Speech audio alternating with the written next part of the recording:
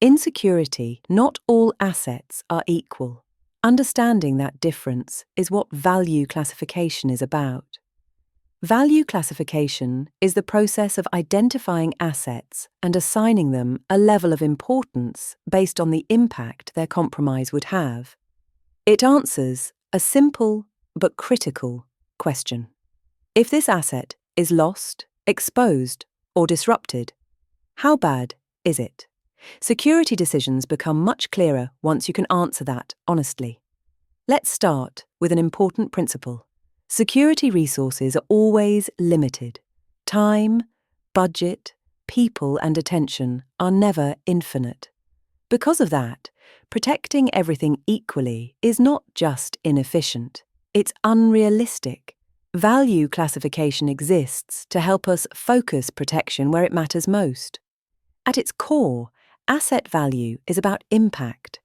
Impact can show up in many forms: financial loss, legal consequences, operational disruption, reputational damage, or even risk to human safety. The higher the impact, the higher the asset's value from a security perspective. One common mistake is assuming value is only about money. In reality, some of the most valuable assets are not directly financial at all.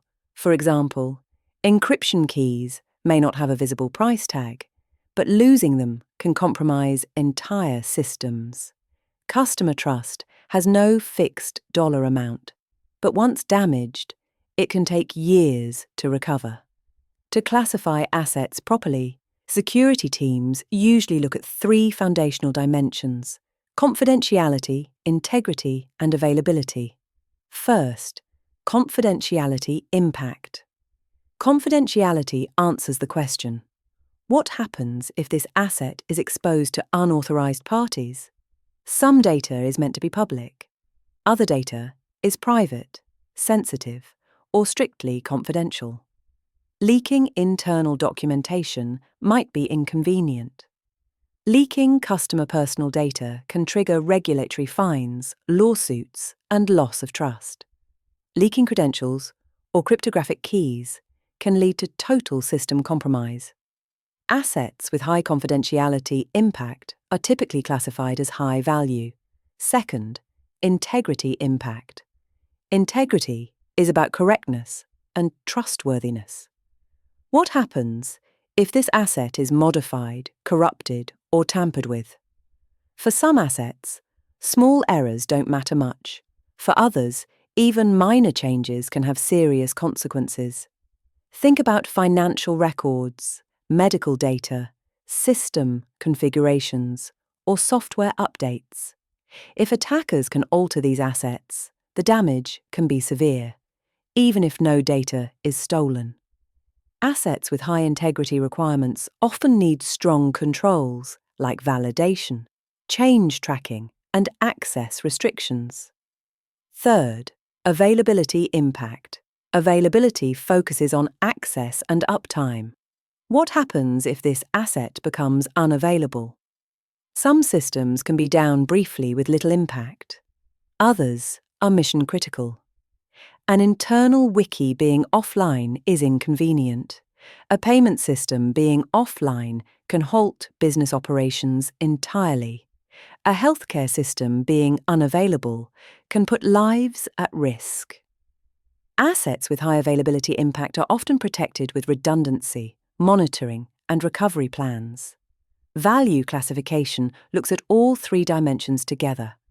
An asset might be low in confidentiality, but high in availability. Another might be extremely confidential, but rarely accessed. Classification is not one size fits all. This is why many organizations use classification levels. You'll often see categories like low, medium, high, or public, internal, confidential, restricted.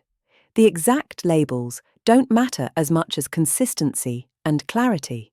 What matters is that everyone understands what each level means and how assets in that category must be handled. Another critical part of value classification is context. An asset's value can change depending on where it's used, who has access to it, and how it's connected to other systems. A database backup stored offline has different risk than the same backup exposed to the internet.